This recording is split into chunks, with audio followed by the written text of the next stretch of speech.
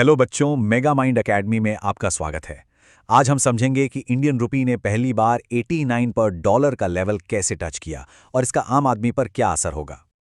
तो breaking news ये है, 89 रुपये 66 पैसे एक US डॉलर के बराबर। जी हाँ, ये एक हिस्टोरिकल लो है, एक ऐतिहासिक गिरावट जिसने करेंसी मार्केट में हलचल मचा दी है। चलिए इसके पीछे की वजह को आसान भाषा में समझते हैं। इस पूरी कहानी को अच्छे से समझने के लिए हम इन 6 पॉइंट्स को कवर करेंगे। रुपया इतना क्यों गिरा, ग्लोबल और डोमेस्टिक कारण क्या हैं, इसका आपकी जेब पर क्या असर होगा, आरबीआई इससे कैसे डील कर रहा है और आगे क्या हो सकता है। तो सबसे पहले आखिर हुआ क्या? रुपए में ये जो गिरावट आई है ना, ये कोई मामूली उतार चढ़ाव नहीं था। ये एक ही दिन में अचानक और बहुत तेजी से हुआ, जिसने मार्केट एक्सपर्ट्स को भी चौंका दिया। जरा इस स्लाइड पर नजर डालिए। दिन की शुरुआत में रुपी 88.5 के आसपास आराम से ट्रेड कर रहा था, फिर अचानक एक झटका लगा और ये 89.66 के अपने ऑल टाइम लो तक गिर गया। हाँ, दिन के आखिर तक थोड़ी सी रिकवरी जरूर हुई और ये 89.1 पर क्लोज हुआ, लेकिन ये चार्ट साफ दिखाता है कि मार्केट में कितनी जबरदस्त वॉलेटिलिटी थी। तो चलिए अब अपनी इन्वेस्टिगेशन शुरू करते हैं। पहले पार्ट में हम देखेंगे कि वो कौन से ग्लोबल फैक्टर्स हैं, यानी दुनिया भर में ऐसा क्या चल रहा है जिसने रुपी पर इतना प्रेशर बना दिया। देखिए, इसका एक सिंपल सा रूल है। जब भी दुनिया भर में डर या अनसर्टेनिटी का माहौल बनता है तो सारे इन्वेस्टर्स भागकर US डॉलर में अपना पैसा लगाते हैं, क्योंकि उसे सबसे सेफ माना जाता है। इससे डॉलर की डिमांड बढ़ती है और वो किंग बन जाता है। और जब डॉलर मजबूत होता है तो रुपी जैसी करेंसीज नेचुरली कमजोर हो जाती हैं। तो अब सवाल यह है कि डॉलर इतना स्ट्रांग हो क्यों रहा है? इसके पीछे कुछ करंट रीजंस हैं। एक तो अमेरिका में पॉलिटिकल अनसर्टेनिटी चल रही है, जैसे हाल ही में गवर्नमेंट शटडाउन हुआ। साथ ही पूरी दुनिया में मार्केट क्रैश का डर है, खासकर AI बबल को लेकर। इस डर के माहौल में सारे निवेशक तेजी से डॉलर और गोल्ड जैसे सेफ एसेट्स की तरफ भाग रहे हैं। चलिए अब अपनी जांच का फोकस देश के अंदर लाते हैं। सिर्फ ग्लोबल फैक्टर्स ही नहीं, हमारे अपने देश में भी कुछ ऐसी प्रॉब्लम्स हैं जिनकी वजह से रुपी पर डबल प्रेशर पड़ रहा है। और इसमें सबसे बड़ा विलन है हमारा ट्रेड डेफिसिट, यानी व्यापार घाटा, जो कि रिकॉर्ड हाई पर पहुंच गया है। इसका सीधा मतलब है कि हम जितना सामान विदेश में बेच रहे हैं उससे कहीं ज्यादा का सामान खरीद रहे हैं।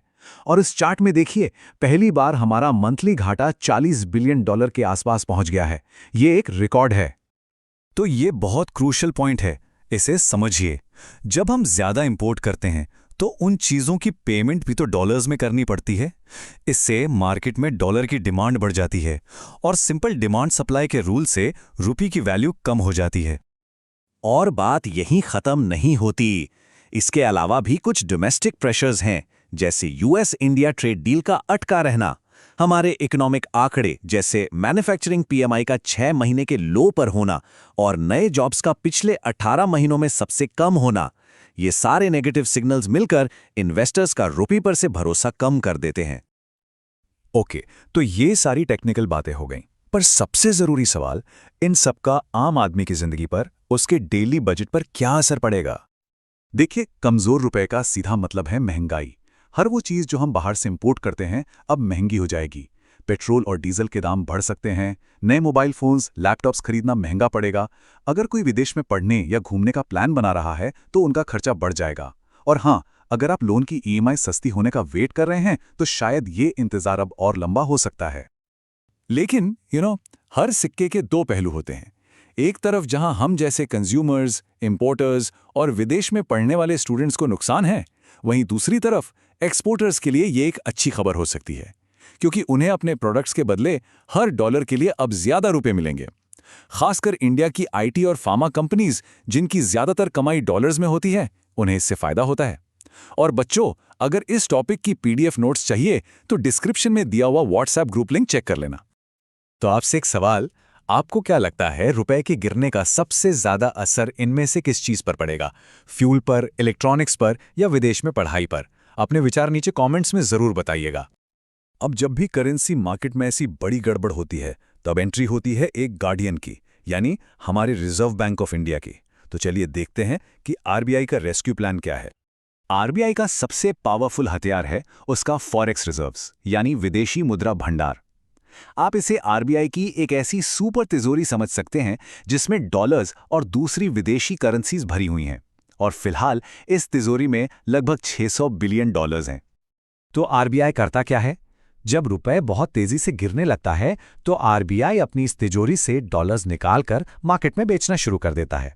इससे मार्केट में डॉलर की सप्लाई बढ़ जाती है और रुपए की गिरावट पर एक ब्रेक लग जाता है। पर याद रखिए, आरबीआई का मकसद रुपए का प्राइस फिक्स करना नहीं है, बल्कि इस तेज गिरावट को रोककर मार्केट को संभालना है।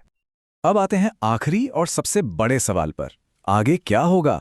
क्या रुपये 90 का लेवल भी पार कर जाएगा? देखिए, ज्यादातर एक्सपर्ट्स का मानना है कि 90 का आंकड़ा एक बहुत इंपॉर्टेंट साइकोलॉजिकल लेवल है और उनका अनुमान है कि आरबीआई पूरी ताकत से कोशिश करेगा कि रुपया जल्द ही इस लेवल को क्रॉस ना करे। और हमने देखा भी कि 89.66 तक जाने के बाद रुपये में थोड़ी रिकवरी आई, जो शायद आरबीआई के एक्शन का ही असर था। तो इस पूरे एनालिसिस के बाद आखिरी सवाल आपसे, क्या आपको लगता है कि इतने सारे प्रेशर्स के बीच रुपये 90 का लेवल क्रॉस करेगा? हाँ या ना? हमें कमेंट्स में ज़रूर बताइए। तो बच्चों, मिलते हैं नेक्स्ट वीडियो में। और अगर वीडियो पसंद आए तो लाइक, कमेंट, शेयर करना और मेगा माइंड एकेडमी को सब्सक्राइब करना मत भूलना।